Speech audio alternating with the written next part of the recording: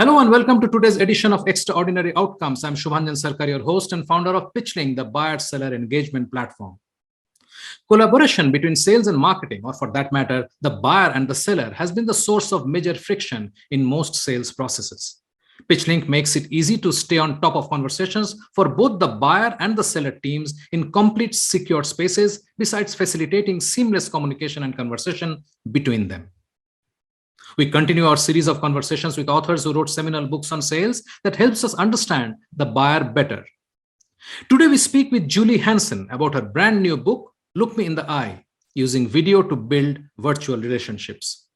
She's a virtual presentation expert and founder of Selling on Video Masterclass. She's also the author of Sales Presentations for Dummies and Act Like a Sales Pro.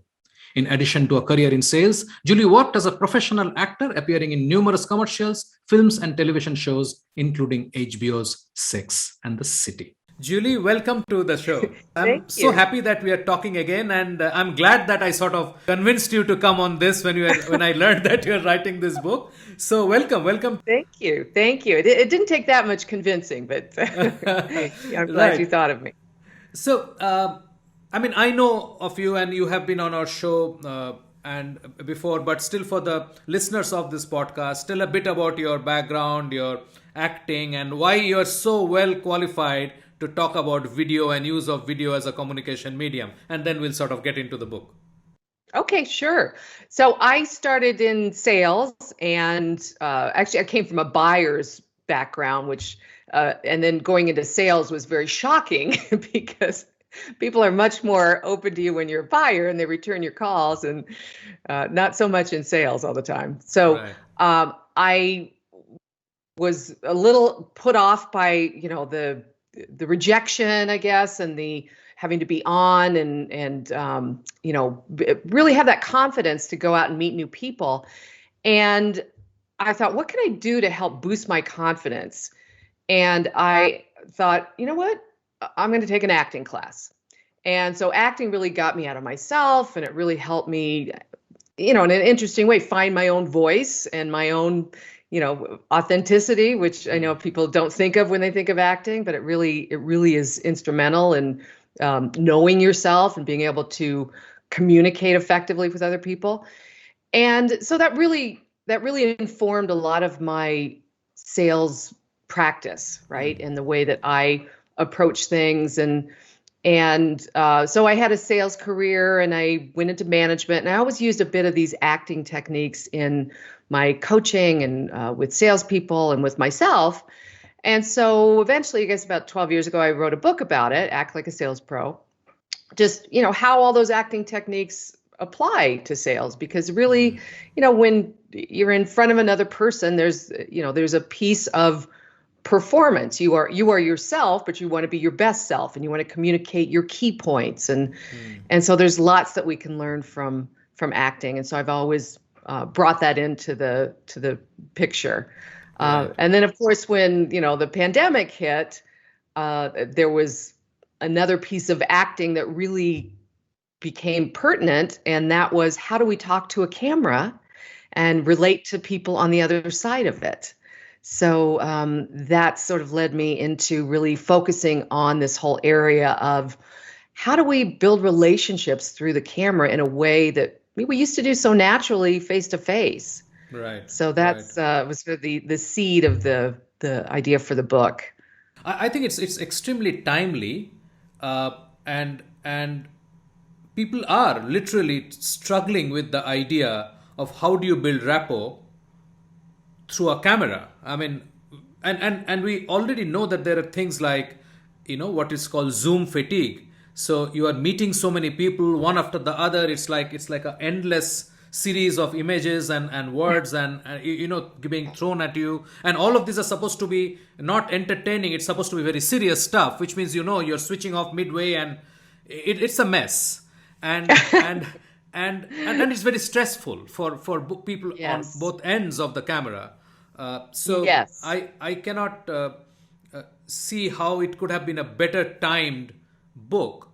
But let's dig in a little more, Julie. Tell me, when you thought that this is something I need to sort of articulate so that people can do better. When Hmm. did you start? How did you start? Right, right. Well, I saw everybody getting on, getting all the tools and technology together, which is so important, right?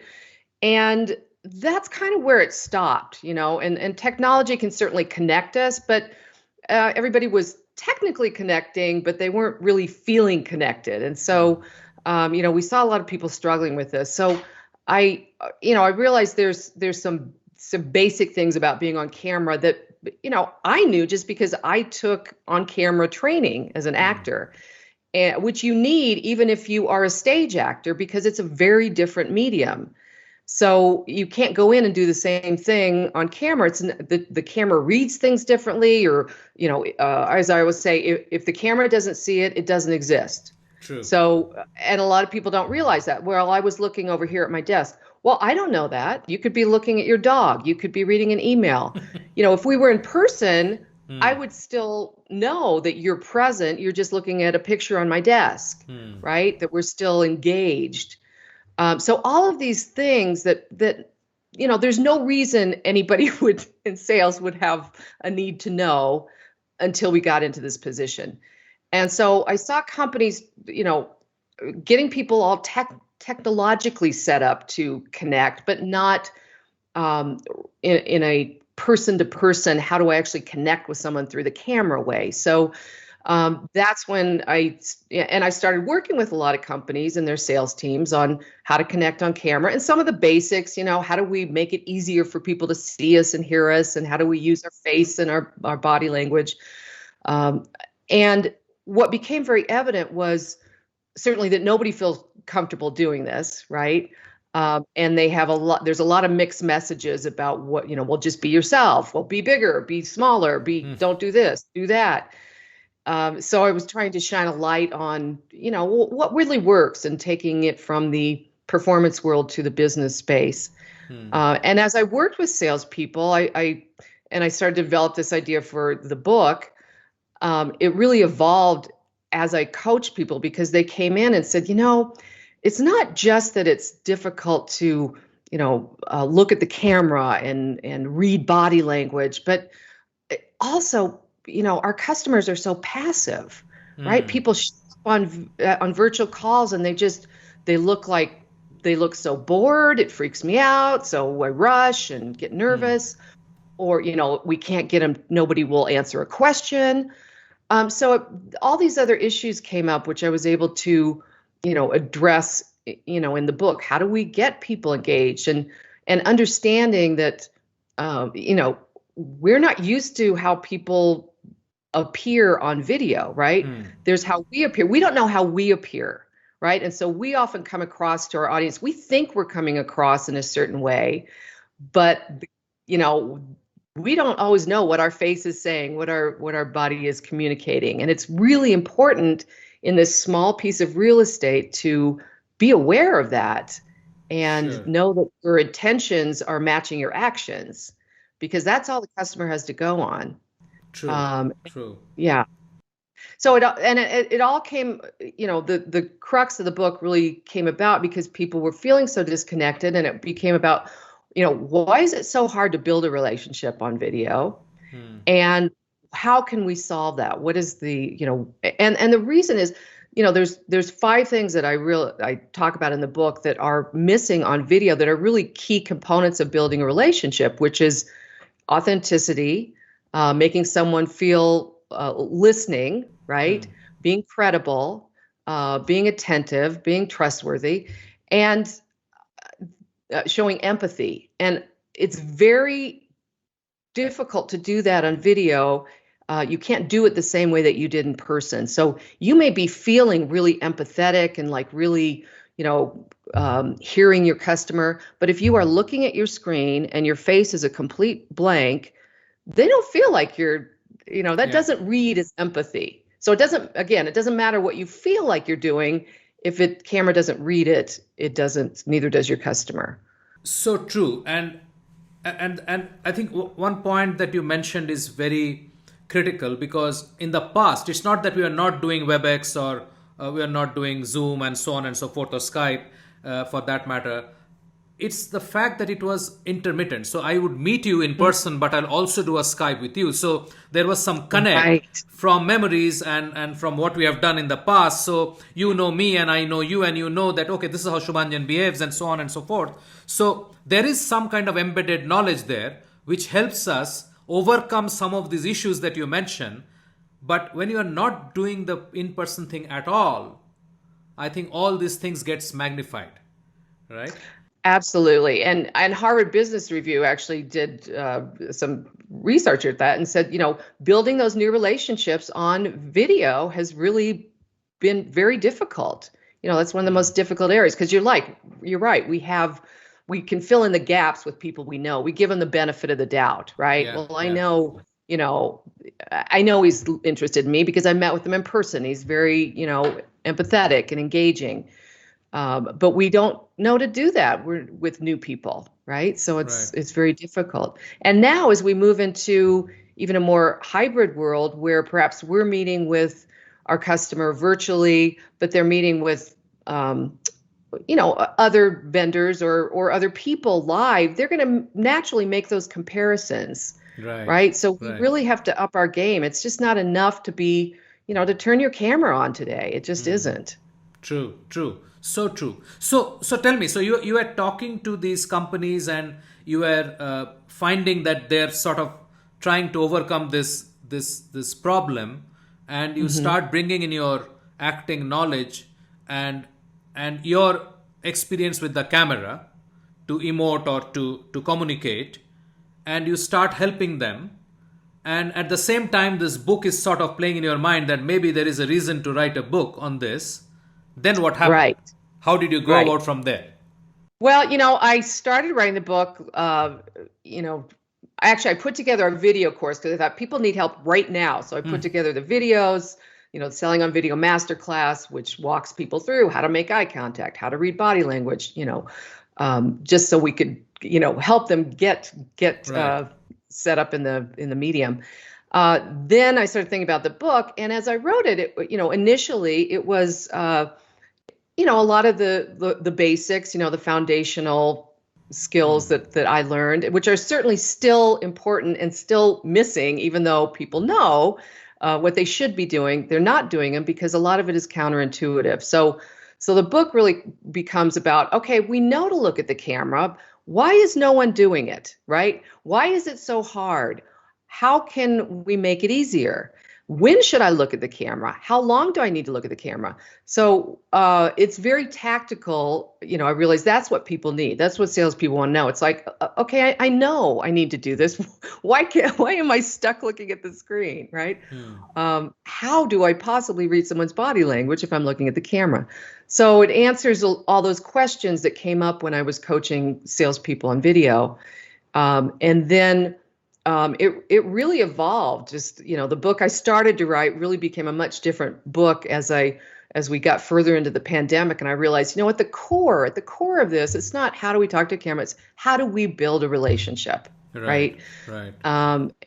And that really informed the book and the techniques behind it. So and if you believe in, that sales is more than just a product and a service, and you're instrumental in connecting that person to it and making them feel excited about it or hopeful, then that's a relationship, and that needs to be fostered. Absolutely. So how did you go about structuring the book? You have 13 chapters. How did you go about doing that? I mean, obviously this is something like you did the video course, so you already had a flow. Right. Yeah. So you had that structure, so to say. Was it something that sort of manifested itself sort of linearly in the book, or did you work around it? It followed a little bit of the masterclass because there's certain fundamentals you need to know about how to talk to a camera and how to, as I call it, cheat for the camera, because the camera, sees things differently, and so we have to show up differently. And it's no different than if you're presenting live and you have to cheat, you have to stand a certain way so that people can see your slides, right? Yeah. Or and it's not always comfortable, but that doesn't mean it's wrong, right? Yeah. It's for the benefit of your audience. So it really started out with, okay, why is it so difficult to build a relationship? What constitutes a relationship? What are the qualities that build a relationship that are missing on video? And how do we make sure they're present? And so then I go into some of the technology I talk about is not so much specifically what technology you need, but how to use your tools, how to, if you've got two screens, how to keep connected with your audience when you're switching screens, and all these issues that salespeople have when they're presenting to big groups or they're demonstrating software, right? There's some nuances there. And then going into, there's a chapter on eye contact, right? How do we make eye contact? And then how do we read body language if we're making eye contact? There's kind of a macro way to do it and a more micro way to do it. When should we look at our customer's face? And then there's a chapter on what does their face mean, right? Because as I said earlier, people's body language on video is very different. We don't feel, your audience doesn't feel as obligated perhaps to show up with the same level of attentiveness or visible attentiveness that they do in person. So how do we read that? How do we react? What is a warning sign? What is just the way people show up, right? We show up in a more a receiving mode when we're on the end of a virtual call, or especially if you say it's a presentation. It's like, I'm going to sit back and I'm going to get my popcorn and you're going to present to me, right? Yeah, so it's a much different experience. And then going into more the nuances of, okay, what about, our face is the prime real estate here. So how are we using our, expressions? What does our face say? How can we better support our message with our expression, with our voice, with our body language? What are the things that people are doing that are perhaps distracting people? Because there's already so many distractions that your virtual audience has. You don't want to add to that. Absolutely. Right? Absolutely. In fact, that's one of the biggest challenges, right? And especially if you're presenting to a group, people who are joining in from different places, it's extremely difficult to ensure that everybody is actually engaged, because everybody has the opportunity to look at their phone in the side and do a text and tweet and this and that, and to sort of engage them is a challenge. I mean, there's no two ways about it.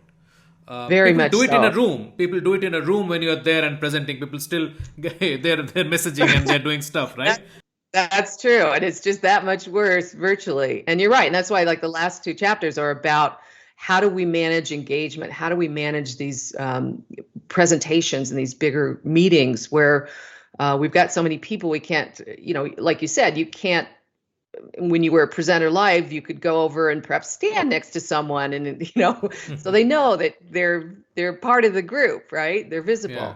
You can't do that, right? And so how do we make everyone in the meeting feel like you're talking just to them? And actually, that's one of the benefits of the camera that I don't see being used enough, and that is that it really is the camera is an individual experience.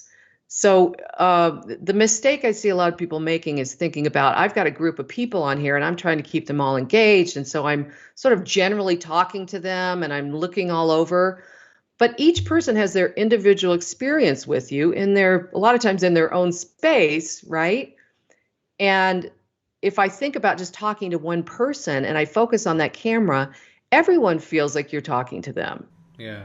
Yeah. And so that can increase that engagement and that attention right away. And so I give a lot of tools on how to improve interaction, which is such a challenge, and how to make sure your questions have a better chance of getting answered, because that's a very painful thing I know for salespeople. You throw a question out there and it's just, crickets, right? And they end up answering their own questions. And once you do that, people are like, oh, I don't have to answer at all. They're going to answer their own questions. True. So how do we manage that?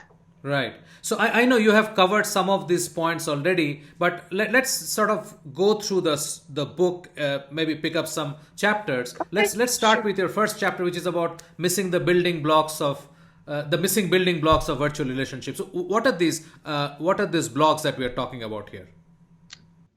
Well, some of the things are being authentic. Like, what helps build a relationship? What needs to be in place? And, you're not going to feel comfortable building a relationship with somebody who doesn't seem like they're being themselves, right?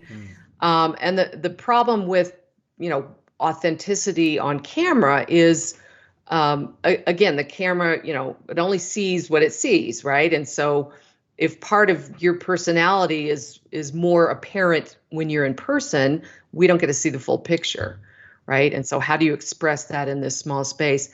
And a lot of times people mistake authenticity on video with being very natural.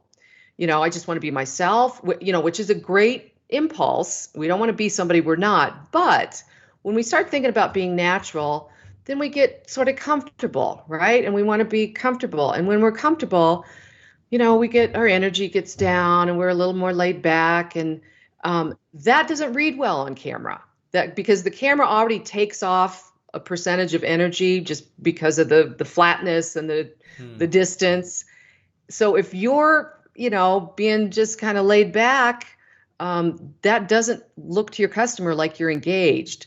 Right. So we need to be authentic, but we need to be, in a place where we're authentically engaged. Like, how do we show up when we're really passionate about something and we're excited about a conversation? That's the authenticity. That's the state we're looking for.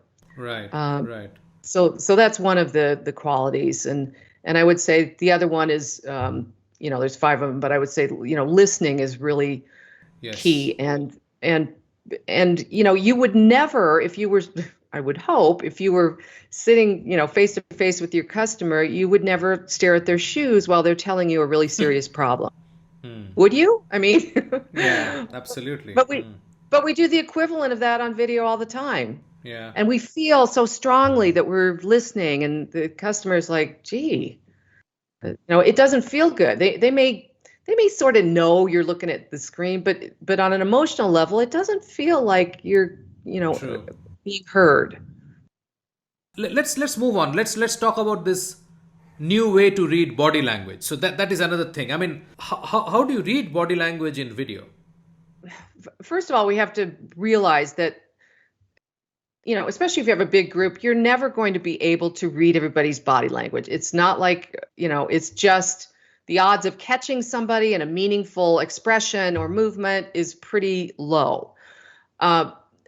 There's a couple ways to read body language. And the first one is looking at your camera and having your images set up so that you can see out of your peripheral vision. Like, I can see you nodding. I can see you, smiling. Yeah. We can see an awful lot with our peripheral vision. So you will see if someone turns to, because someone's out of the room or you've lost them. You'll see major movements and expression changes. Right.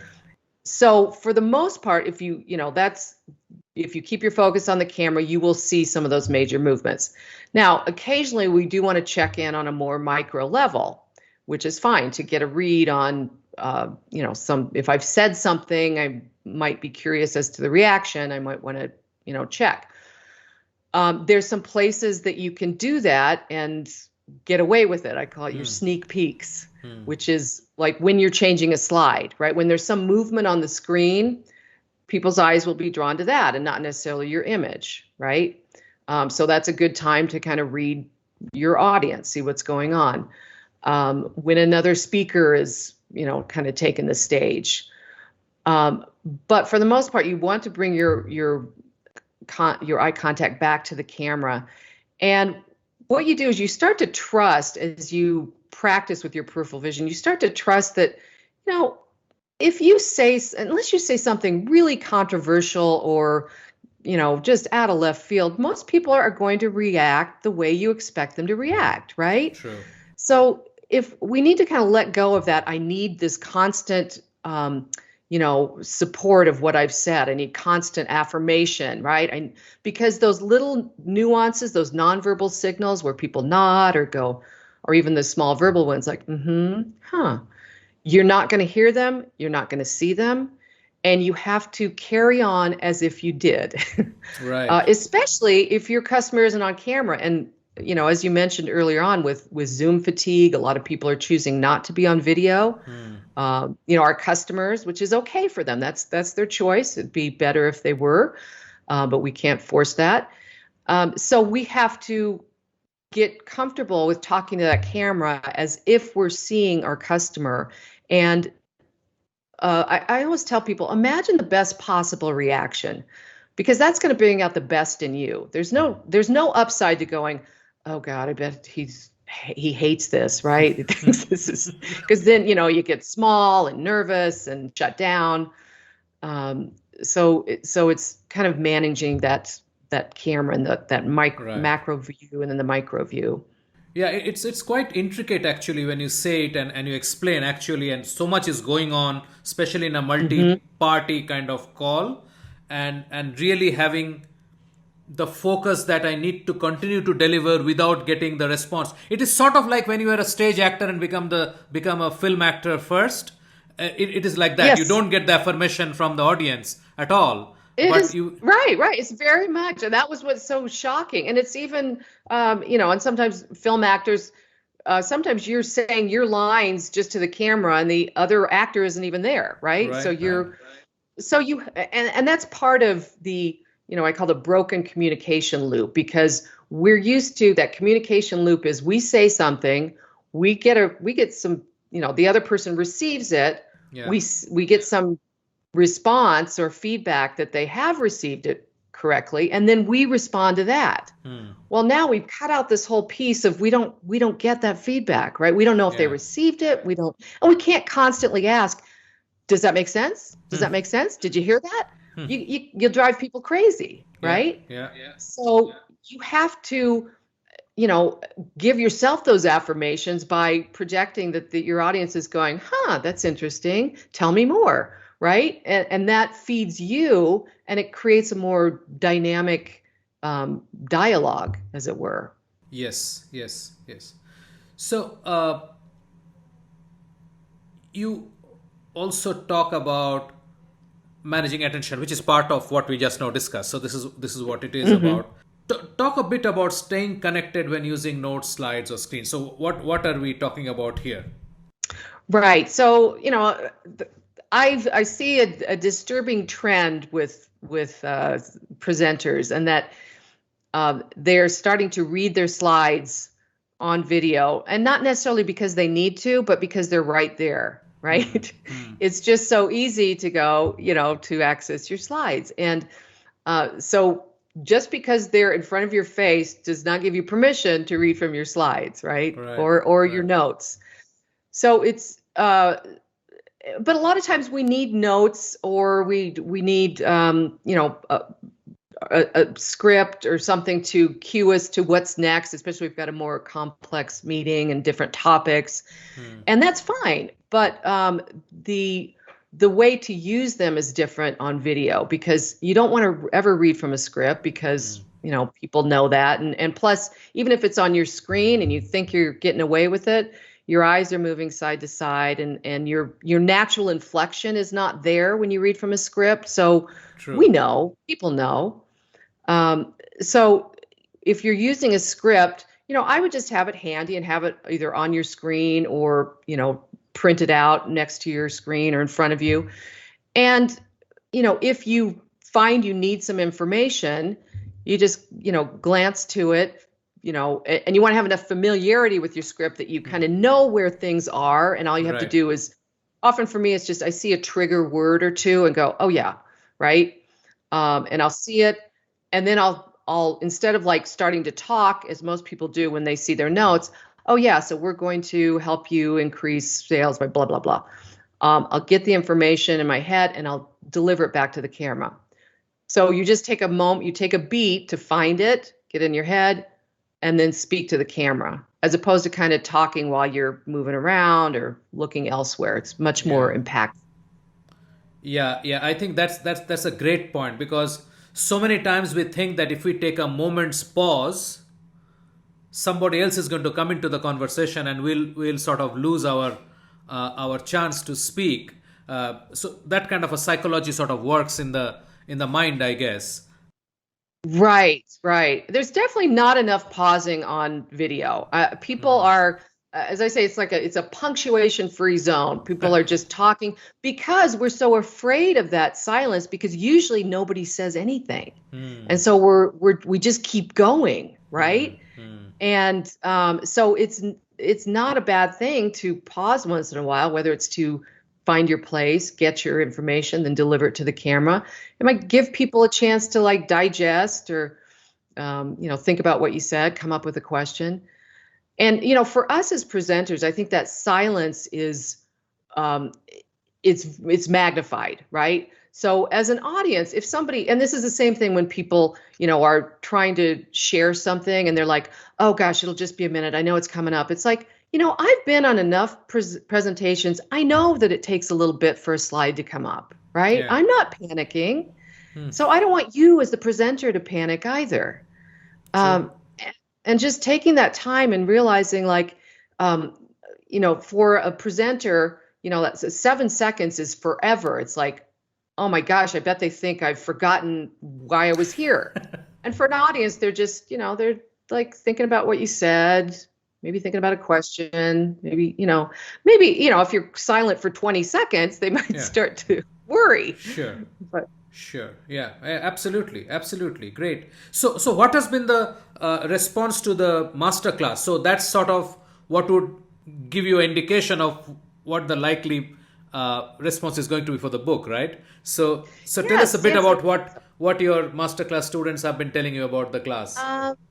Yeah, it's been great. I think there's a lot of aha moments, and just because people struggle with things, and it's like you're struggling with them privately, right? You're in your home office and you're like, I don't know why this feels uncomfortable. I don't know why I'm not being able to engage with people. And so there's a sense of relief, like, oh, I get it, right? And there's a way to practice it. So I find a lot of those aha moments are from the assignments where I ask them to, record themselves doing a short exercise and then review that and see, where they might improve or specific things to focus on, which keeps people really focused on improvement. Because the one thing about being on video is it's a very vulnerable thing to see yourself, right? True. And most people are very harsh critics. So it's very hard to be objective and constructive. And so I help them break it down in a way like, how do I view just specific parts, more like a director, like looking at a performer and going, well, what did that person do well? And what could she do better? Where did I disconnect? Not just, if we look at ourselves, we're often like, oh, that was terrible. And oh, my hair. And, we just get into the weeds on all these things that don't really necessarily matter. So I make them focus on what matters to your customer. How are you? Is this helping your relationship, or is this disconnecting you? That's great. Julie, thank you so much for coming on the show. I really enjoyed chatting. I think there's a very large impact of what this can do than we will give it credit for. This is a necessary skill that you need to pick up and do well. Right? It is. It's right. It's just not like, oh, it'd be nice if you were better on video. No, you need to be better on video, right? Exactly. And it's all about really, as you said, kind of that next level. How do we create as near an in-person experience on video as possible? Because that's what we're competing with, and that's where the bar is going to be. Julie, thank you so much. Thank you. My pleasure.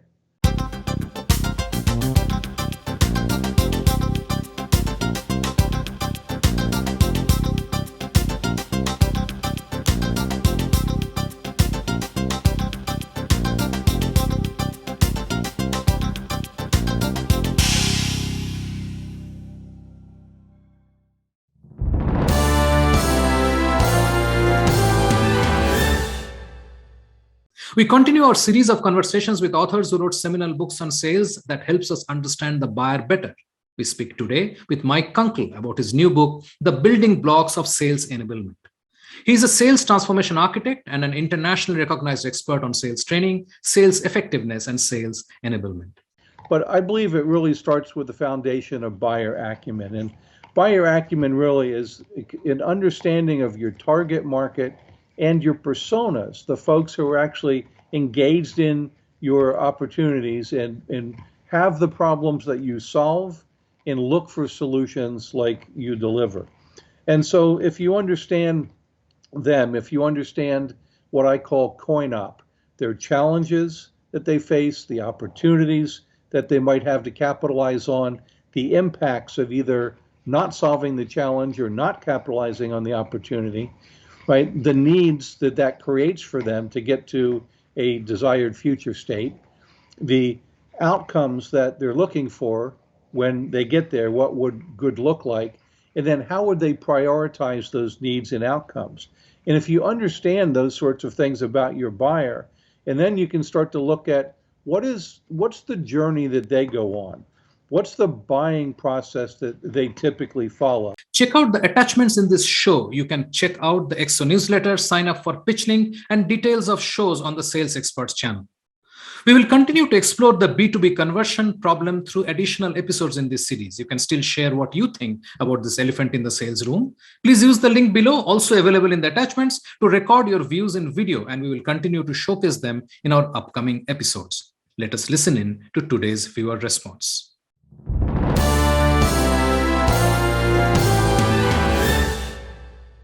Hi there, this is Kaushik Bhattacharya.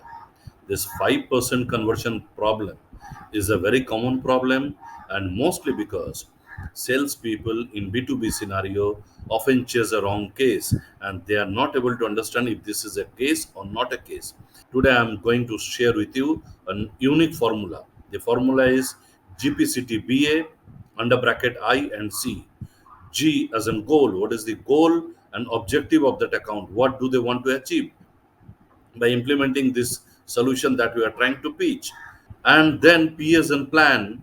What could be their possible plan? C as in challenge. What are the probable challenges that they are going to face, and how exactly our solution can help them overcome those challenges? T as in timeline. What is exactly the timeline that they have kept for this project? B as in budget. What exactly is the budget for this project? Who is approving the budget? A as an authority. Who exactly is the authority? Is there a committee? Is there a single person, multiple people? What are their interests, and what are the benefits that they are going to take home from this project? I as an impact, the positive impact that the company is going to get after they implement the project, and consequences if they do not implement our solution. What are the consequences, negative consequences that they are going to face? If we can know all this, is going to be helpful in qualifying a case. And once we really qualify, if this is the right case, our closure rate would be much higher. Thank you, guys. Time to wrap up for today. Remember, you will soon have access to the complete interviews and transcripts in the series. Keep an eye out for the link in the EXO newsletter. And thank you for watching. Until next time, stay well and craft extraordinary outcomes.